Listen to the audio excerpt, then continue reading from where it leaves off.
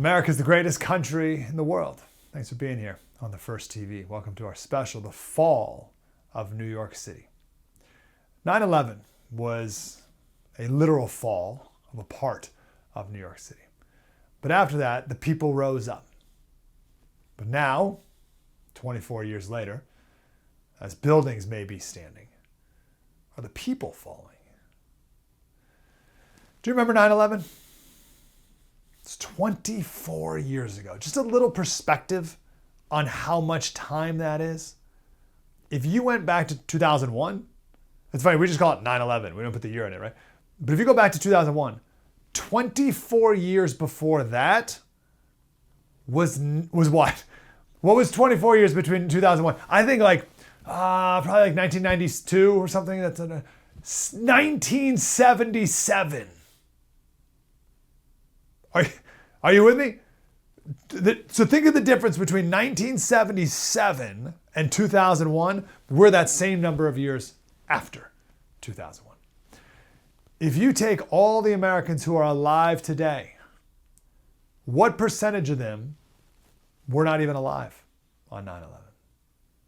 What percentage of Americans alive today were not alive on 9/11? 30%.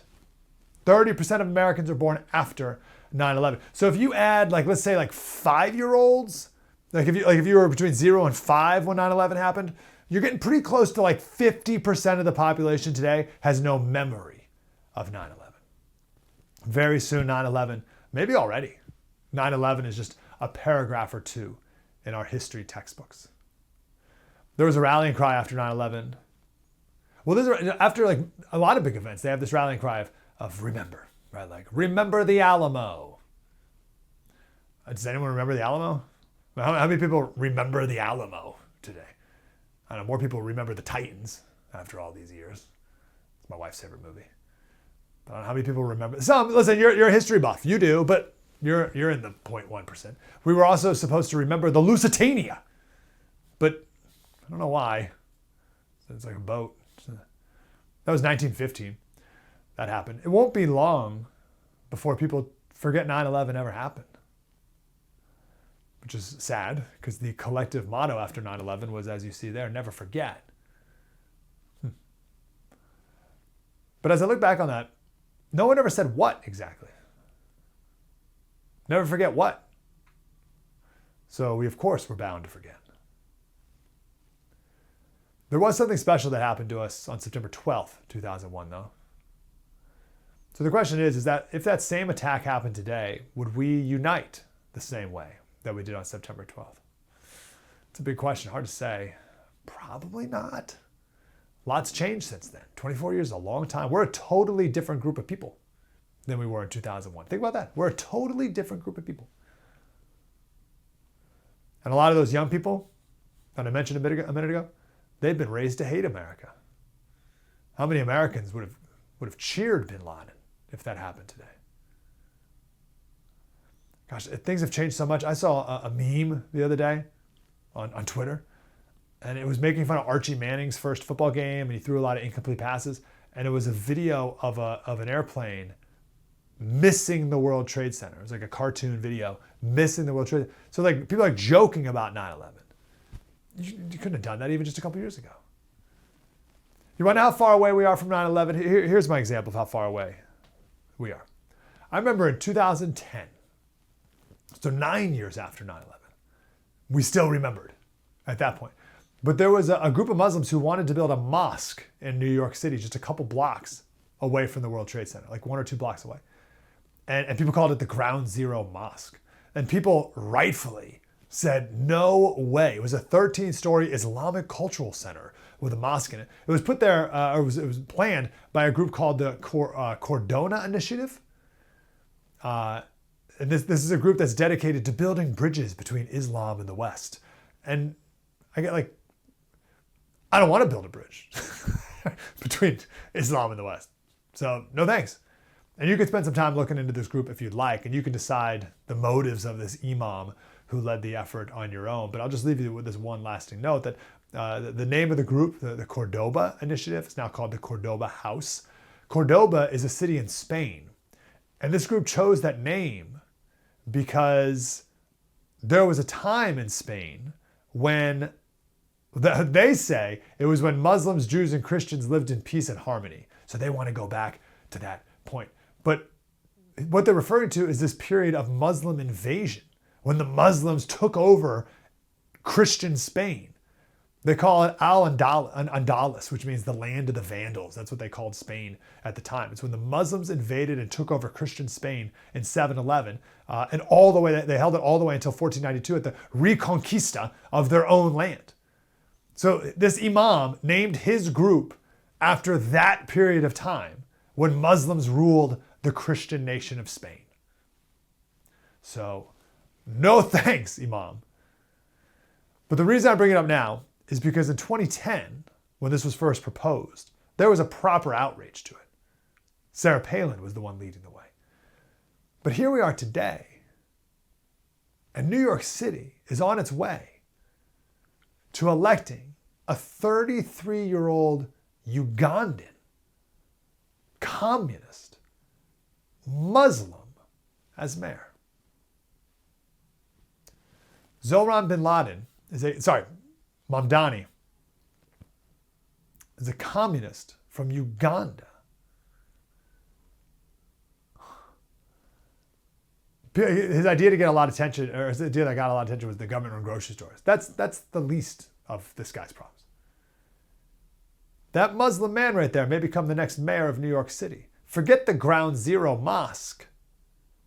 How about when this guy converts the new World Trade Center into a mosque? And I'm only sort of joking, right? Because that's what Muslims have always done. That's what they do. They come in, they conquer, and they turn religious sites, Christian sites, most of the time, into mosques. Right? The Hagia Sophia Grand Mosque. It's called the Hagia Sophia Grand Mosque. It was built in 532 as Church of God's Holy Wisdom. And it became a mosque when the Muslims took it over in 1453. The Dome of the Rock in Jerusalem was built on the site of Solomon's temple. Greece has a ton of churches that have become mosques. But check out what the Muslims did when they took over. They built, there's no pictures of it, just this painting. They put a mosque in the Parthenon. In the rubble of the Parthenon, they built a mosque right in the middle of it. Why? Because it was convenient? No. Why did they do that? They've done it all over the world, not just Christians, but Hindu temples in India, North Africa. So why not New York City? Just take over the World Trade Center, put a dome on top of it. Go ahead, tell our founding fathers that we have the mayor of New York City is a Muslim from Uganda. You kidding me? And go back and tell someone on September 12th that, hey, 24 years from now, we're going to elect a Muslim mayor of this city. So no, excuse me, I don't think we remember 9/11. Do we learn any lessons from 9/11, by the way? Did New York City learn any lessons from 9/11? No. New York City brought in more foreigners from all over the world. Right now, immigrants are, they say, 38% of the New York City population. Surely it's much more. We have no idea the real number because Biden opened up the borders for at least the last 4 years, but really it's decades before this. 10 million came across the border, we think. I don't know, who knows? How many people came here on visas and have just stayed illegally after them? Many of those are in New York City. So we haven't learned our lesson from 9/11. We haven't learned our lesson about 9/11 when it comes to our culture and real unity, meaning being able to unite around common principles and values, and dare I say, a heritage. Not a chance. We weren't even able to unite around the principle of maybe we shouldn't let known terrorists into this country. The House Judiciary Committee just released a report where they said at least 99 terrorists who are on the terror watch list have been released into this country since 2021. This is under Biden's term. Now, 250 people on the terror watch list were caught under Biden's term, but we put 99 of them, we released 99 of them in America. So, know that, and then tell me if we learned any lessons from 9/11. The Biden administration caught and released 99 people on the terror watch list and released them into the United States of America. How many people flew airplanes into the World Trade Center and the Pentagon and the field in Pennsylvania? How many? It's less than 99. And we caught people from 36 wacky countries: Afghanistan, Iraq, Kyrgyzstan, Pakistan, Somalia, Syria, Uzbekistan, Yemen, all these crazy terrorist countries. Now, those are the people who are already on the terror watch list. This says nothing about the who knows how many people, tens of thousands of people from countries like Iran and Syria and Afghanistan who want to be terrorists. So you think, well, hold on, why would we let one of them in? One of the known. So, all right, so it's one thing if there's a guy from Afghanistan, you let him in, and you're like, maybe you're one of the good guys. Like, all right, but if you're already on the terror watch list, why would you possibly let him in? Let me give you one example. There's this guy, Issam Bazi. He's from Lebanon, and he went to Venezuela, and then he worked his way up to America, right, through Mexico into America, came across the border illegally. We got him, right? We arrested him at the border, but then we decided to release him into America. Why would we possibly release this guy into America? Well, he was a bit overweight at the time. He looks okay there, but he was a bit overweight at the time, and we were concerned that if we put him in an immigrant detention center, that he might get COVID. He was on the terror watch list. But we didn't want him to get COVID. So we erred on the side of just letting him in. The Judiciary Committee report has a bunch of these examples. That one just seemed the most comical of all. But there's plenty of them. Like a guy in Afghanistan, he was released by an immigration judge who was never told he was a member of this Afghan terror group. That felt like it wasn't relevant information. I don't want any of these people here. Not one of them. So to be clear, the most basic lesson from 9/11, perpetrated by people who overstayed their student and tourist visas, the most basic lesson is, hey, let's keep terrorists out of this country. Like, it's like the bare minimum lesson that you think we could all agree on. We didn't even learn that. So there's no way we learned the deeper lessons that we should have learned from 9/11. Like, what is an American? Who is this country for? What nation are we trying to build here exactly? We just went on our way. Like it never even happened, dare I say. We forgot. And look what they're about to do in New York City, who they may elect to be their next mayor. Maybe, however, MAGA is turning it around. How did we get here? Sid Rosenberg is going to be our next guest from Sid and Friends on WABC in New York City. Next, right here on the First TV.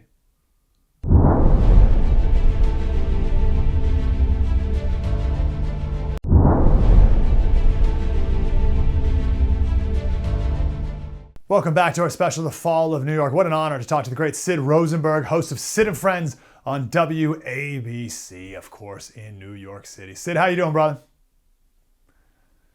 I'm doing great. It's an honor to speak to you. I hear you on my station quite a bit. Whenever my dear friend Bill O'Reilly goes to Montauk or China, here comes the great Mike Slater. So nice to be on. Thank you very much. Oh, that's awesome, Sid. Thanks for that, brother. I want to get to Mamdani, but let's go back a little bit and reflect on 9/11. 24 years ago, Sid. I made this point that 24 years before 9/11 was 1977. How about that? Like, a long time has passed. Where were you on 9/11? 1977, that wild summer here in New York when Reggie Jackson hit 3 home runs in one World Series game against the Dodgers, and we had the Son of Sam and the blackout. So that was quite a summer, 77. But that particular morning, I was still doing sports. I wasn't doing news talk yet. And I was working for a guy, you may have heard of him, named Don Imus. And I was the Imus in the Morning sportscaster. So the night before 9/11, 9/10, back in 2001, the football Giants opened up Monday Night Football against the Denver Broncos. The Giants had gotten blown out in the Super Bowl by the Baltimore Ravens. Kerry Collins had a bad game.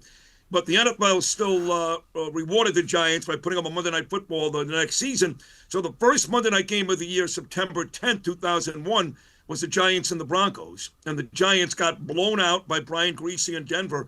But as the first plane hit the World Trade Center, I was literally talking about the Giants-Broncos game with Don Imus and Charles McCord on WFAN here in New York City.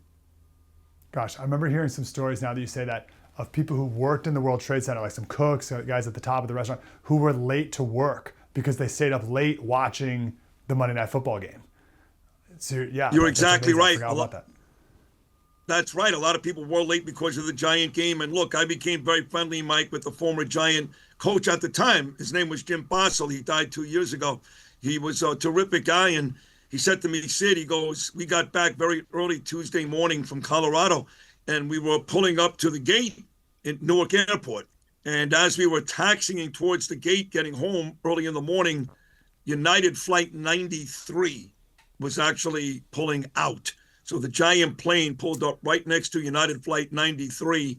And then talking to Bossel, he said, Sid, the next couple of weeks after that, I'd go to work to watch game film at 6 o'clock in the morning at the Meadowlands. And he goes, I noticed the cars never left Secaucus. Those were the people that drove their cars to Jersey, took public transportation into the city that day, and they all died. So those Jim Bossel stories were pretty intense. And yes, we're coming up on 24 years. And, Rudy Giuliani, thank God, survived a horrible car accident this weekend, America's mayor. No one could have ever done a better job than Rudy did back then.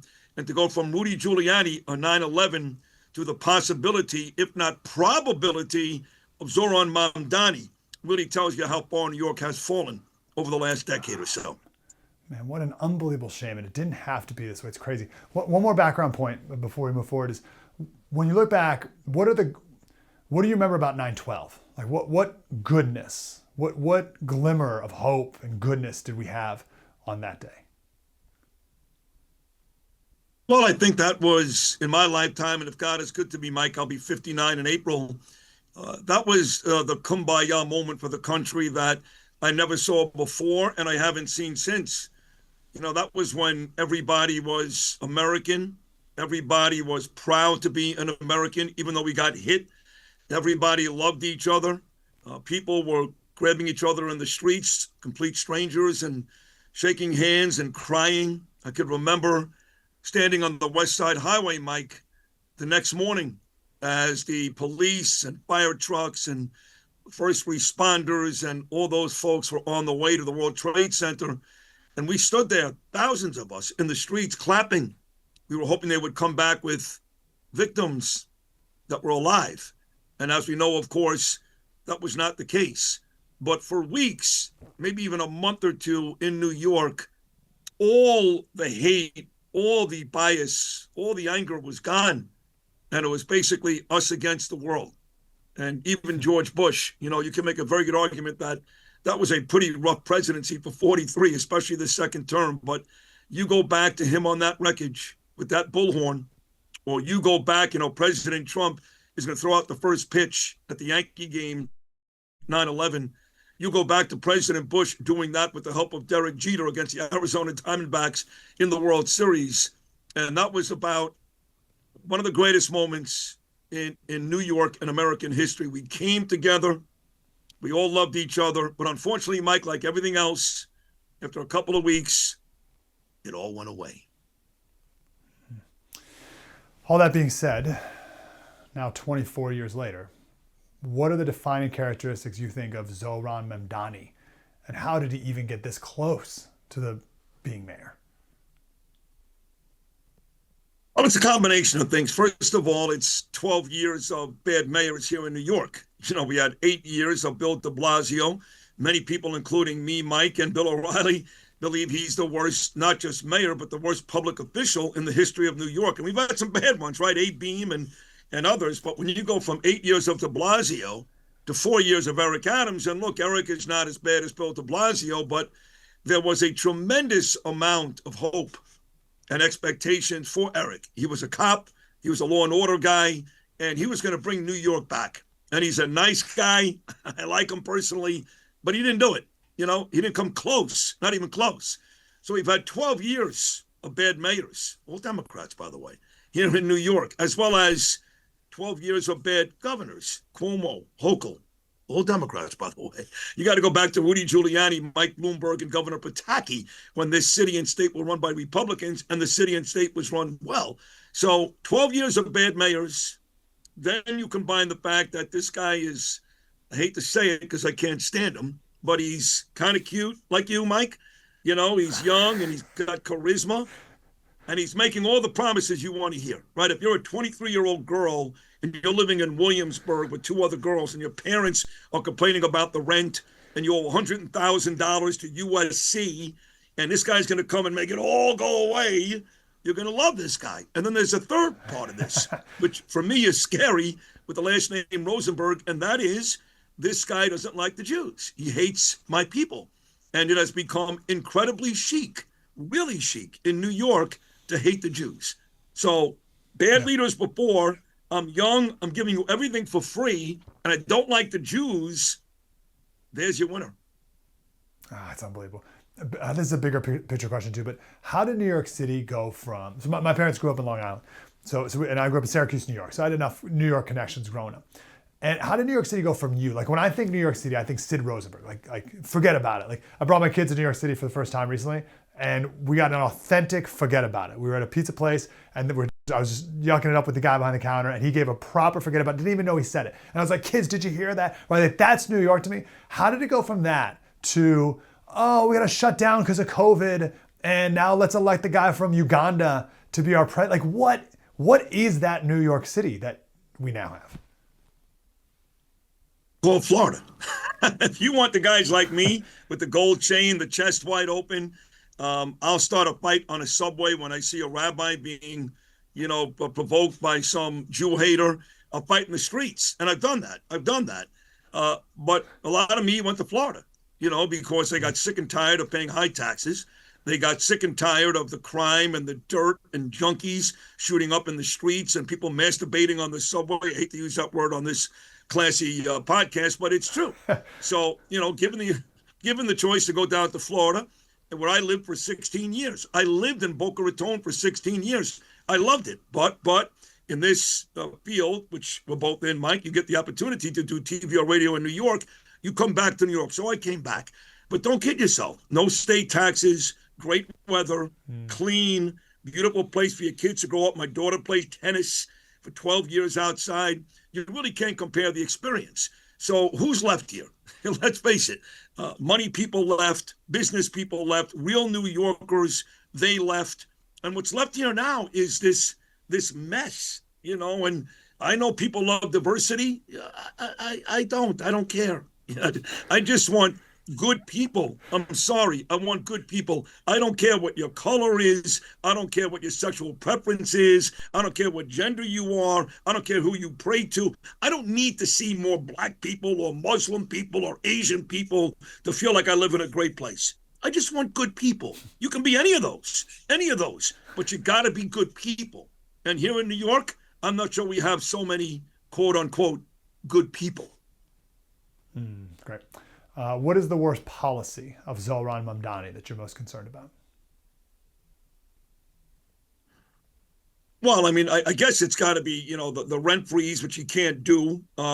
Public grocery stores. He's going to take over all the grocery stores. Don't forget my boss here at WABC, John Catsimatidis. He owns all the D'Agostinos and all the Ristidis here in New York. So he'd be running all the grocery stores. That's a terrible thing. Like I said, the rent freeze, I think those are the more dangerous things. Again, as a Jewish person, a lot of my brethren here are talking about how he's going to treat the Jewish people and how dangerous it's going to be for the Jewish people. And that's true. I think if you're a Jew in New York, it's going to be dangerous. But most people don't vote about that. They vote about their pocketbooks. They vote about their security when it comes to money. Now, here's the good news, Mike, okay? About 85% of the stuff that Mamdani has been promising New Yorkers, guess what? He can't do it. He doesn't have the legislative authority, doesn't have the power to do it, right? He's got to go just like Mayor Adams had to do to the assembly, to the legislature. He just can't pass all this stuff. He doesn't have the authority or the power. So that's the good news. A lot of the stuff that is scaring people like me, he just can't do. But the fact that he thinks that way with an assembly and a city council and a governor that is liberal, democratic, and will do anything they can to screw people like Sid Rosenberg, that makes him dangerous. So I think his economic policies are the ones that'll hit home first, above and beyond the Jewish stuff. But again, take a little solace in the fact he can't do most of the stuff he's promising to do. Yeah, well, let's not let the devil get a foothold. My last question for you, Sid. So on my national radio show, we have people from all over the country call in. And I have enough New York ties where I like to fight for New York. I don't want to see New York fall. But there's a lot of people across the country who are like, whatever. These people get what they vote for, and they should get it good and hard, and who cares about New York? I live out here in the country. It doesn't affect me. Why does New York matter? It's the biggest, greatest, and most important city in the world. It matters. Everything goes through New York, whether it's financial. It all begins and ends here. I mean, for somebody to say that, I guess if you're living in Omaha right now or La Crosse, Wisconsin, or Clarksville, Tennessee, you don't think about it. But the truth is, it all begins and ends right here. Now, look, from a bigger perspective, there will be Republicans that'll say, this is great.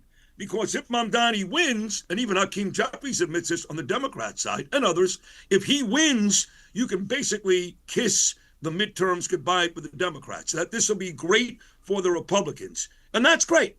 I'm a staunch Republican. I want Republicans to win everywhere. But I am not willing to sacrifice my city and the greatest city in the world to ensure that we win the midterms in 2026. So there is a silver lining for Republicans out there. If this guy wins, it could mean gloom and doom for the Democrats, but I don't want to try it out. I don't want to be the petri dish for the 2026 midterm. So we'll wait and see, but it is pretty short-minded if you're out there thinking, New York doesn't matter. I live 1,000 miles away. What we do here affects you, not just in this country, but quite frankly, all over the world. New York, with all of this mess, is still the greatest and most important city in the world. Great Sid Rosenberg, the king of New York. He hosts the morning show on WABC. You kidding me? Sid and Friends every morning. Sid, great to talk to you, brother. Keep up the wonderful work. You too. Look who's talking, Mike. That was a lot of fun. Thank you so much. God bless you. God bless all your viewers and listeners. Let's do this again very soon, my friend. Thank you so much. Shalom. Let's do it. Coming up next, we have one of those young women that Sid was talking about, living in Williamsburg with their parents paying the rent and all the rest. But she's not a whack progressive, I promise. Brianna Lyman, she's a conservative young woman in New York. What does she think about the fall of this great city? Next, right here on the First TV.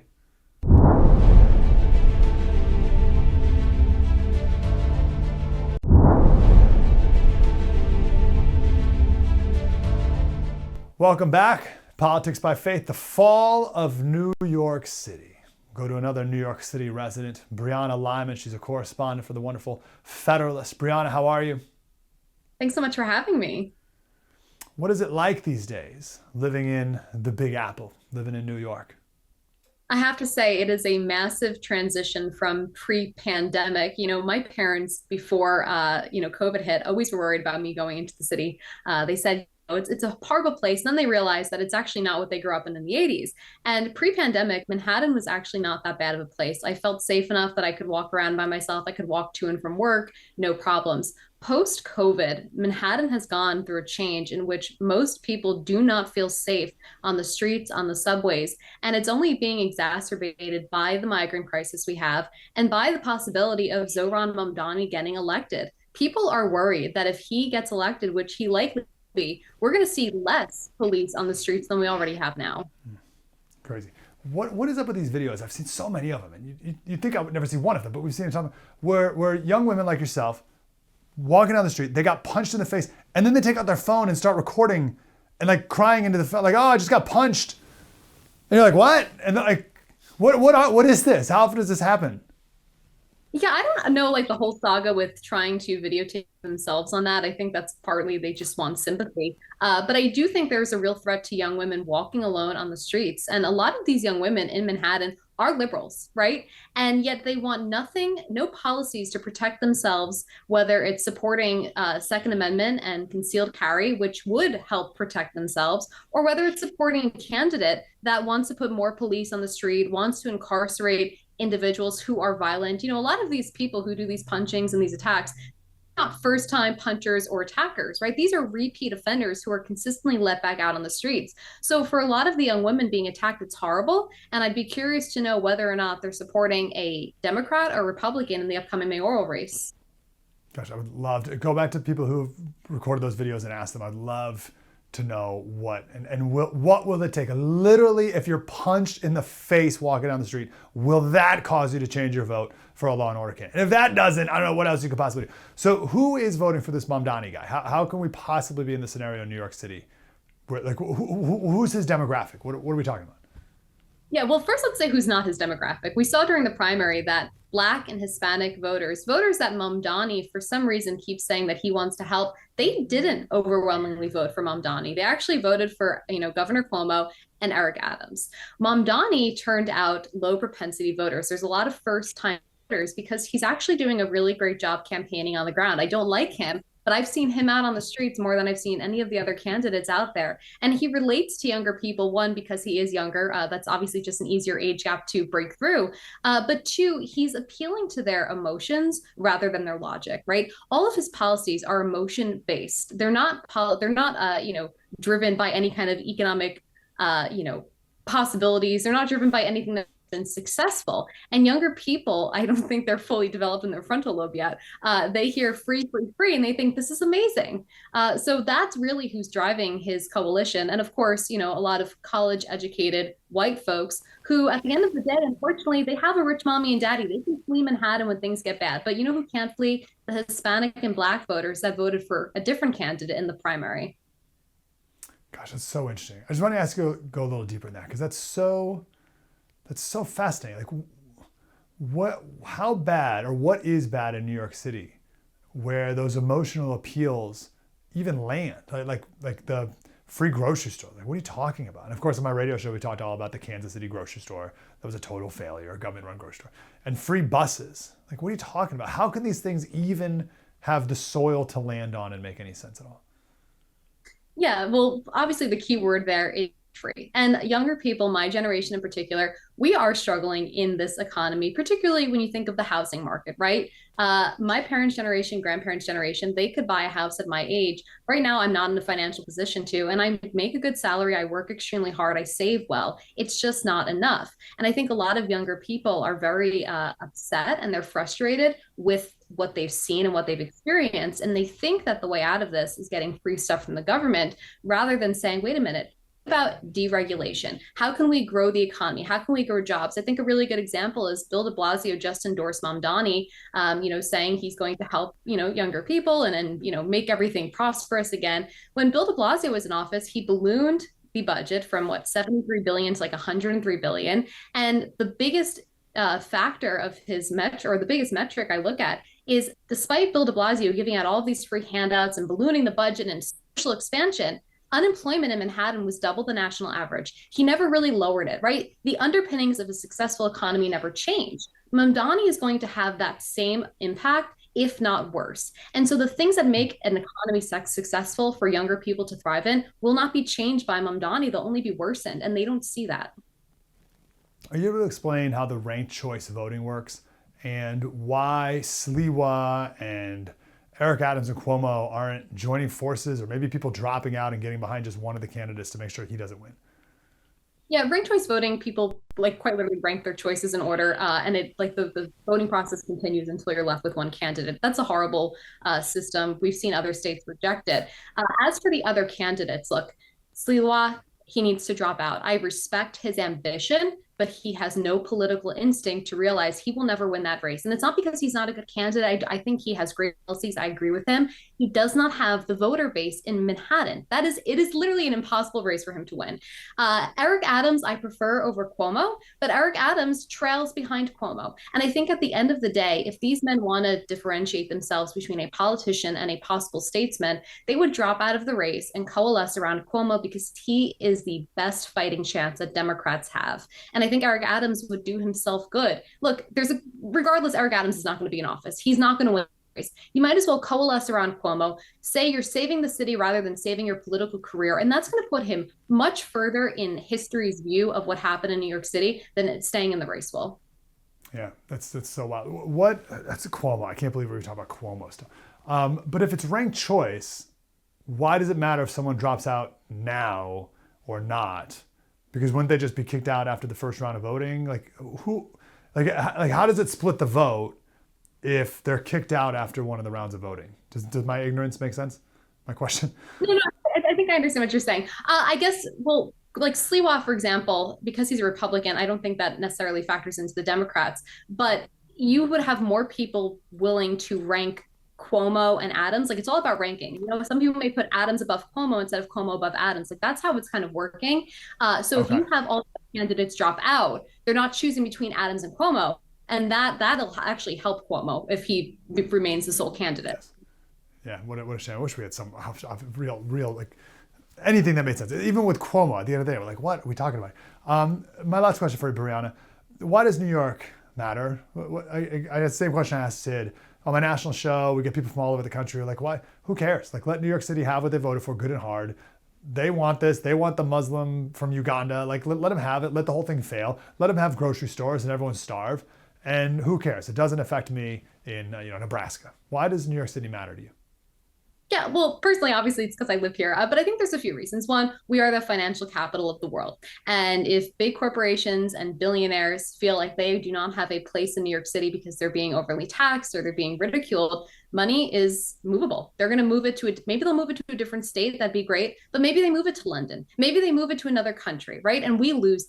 So economically speaking, that is a horrible reality that we could face. Two, small businesses. Small businesses cannot thrive with heavy-handed government regulations. Mamdani would usher that in. And lastly, I would just say, look, New York was instrumental in the Revolutionary War. And it pains me to think that George Washington, Alexander Hamilton, 250 years after they did what they did, would see their city honestly just completely crumble and be run by someone who is the antithesis of a Republican, small r Republican leader for the wonderful republic they founded. Yeah, tell George Washington that in what used to be the nation's capital one day is going to be run by a Ugandan communist Muslim. Like, what are you talking about? Brianna Lyman, correspondent for the wonderful Federalist. Brianna, thank you so much. Thanks for having me. Appreciate you. Let's come back and talk about Jehoshaphat. What could Jehoshaphat have to do with this? We'll see you next, right here on the First TV.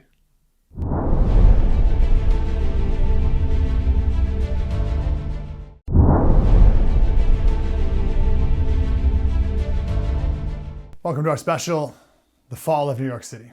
I agree with Brianna, our last guest, and Abraham Lincoln, that the only way that America will fall is if we fall from within. Imagine telling George Washington that we were going to elect a Ugandan communist Muslim as mayor. What in the world? But we elect him. Americans may elect that guy to be our mayor. Famous Abraham Lincoln quote, where shall we elect, or where should we expect the approach of danger? Is some transatlantic military giant going to step the earth and crush us at a blow? Never. All the armies of Europe and Asia cannot by force take a drink from the Ohio River or make a track on the Blue Ridge in the Trail of 1,000 Years. No. If destruction be our lot, we must ourselves be its author and finisher. As a nation of free men, we will live forever or die by suicide. This may be just suicide. Now, I'm going to take it a step further. The real reason why we would fall from within is because we would stop following God. We would stop worshiping God. Allah and God are different, by the way. They're not the same. The reason why we are the greatest nation in the world is because of God's blessing on us. That's it. Our founding fathers knew this. Our founding grandfathers knew this. From the day the very first pilgrims set their very first foot in this land, they knew that we would only be an amazing country if we had God's blessing, which means we had to worship him. John Winthrop, who was the governor of the Massachusetts Bay Colony, 1630, he said, "The Lord will be our God and delight in all our ways, so that we shall see much more of his wisdom, power, goodness, and truth than formerly we've been acquainted with. But if our hearts shall turn away, so that we will not obey, but shall be seduced and worship other gods, our pleasures, our profits, and serve them, it is propounded unto us this day we shall surely perish out of the good land, whither we pass over this vast sea to possess it. Therefore let us choose life, that we and our seed may live, and by obeying his voice and cleaving to him, for he is our life and our prosperity."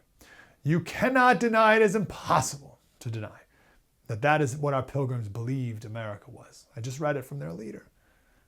Now you could say this isn't true anymore, or you don't want it to be true anymore. That's why you can say that.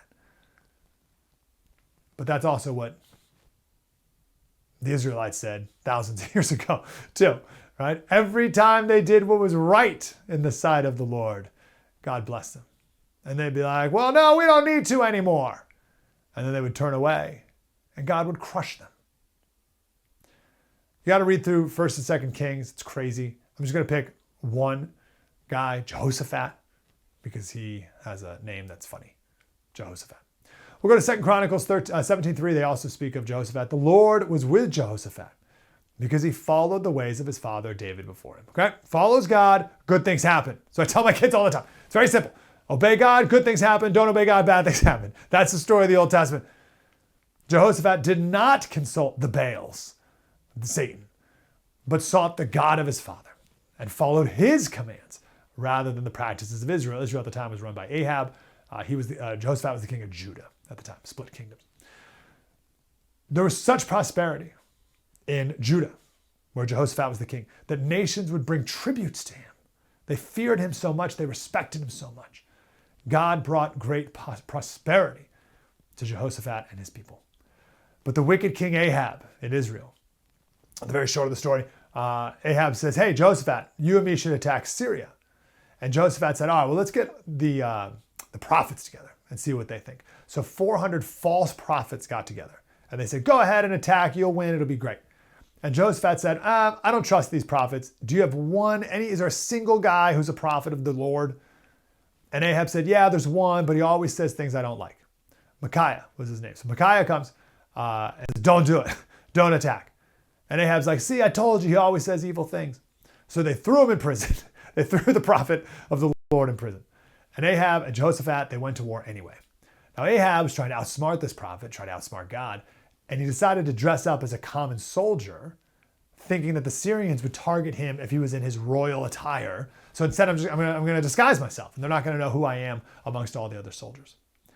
And before the battle started, one Syrian, one of the enemy, one soldier, shot a single arrow straight up in the air. And that one arrow went up in the sky and landed right in the single opening of Ahab's armor. Right here. And killed him. The one little chink in the armor, boom, got it. Right? One arrow. Listen to God. Obey God. Worship God. And they'll be like, oh, Slater, that was Israel and Judah. Nations rise and fall. God is in control of everything. End of story.